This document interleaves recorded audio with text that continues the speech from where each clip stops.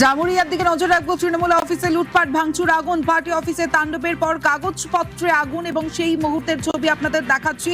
আরো জানাবে আমার সঙ্গে দীপক রয়েছে। দীপক, কি জানা যাচ্ছে? জামুরিয়া বিধানসভা অন্তর্গত রট্টিবাটি এলাকায়, সেই রট্টিবাটি এলাকায় যে দলীয় কার্যালয় রয়েছে তৃণমূল কংগ্রেসের, সেই দলীয় কার্যালয়ের কর্মীরা নাকি বিজেপির কর্মীদের বাড়িতে গিয়ে সকালে হুমকি দেয় এবং তাদেরকে প্রাণনাশের হুমকি দেয়, এমনটাই অভিযোগ স্থানীয় বিজেপি কর্মীদের।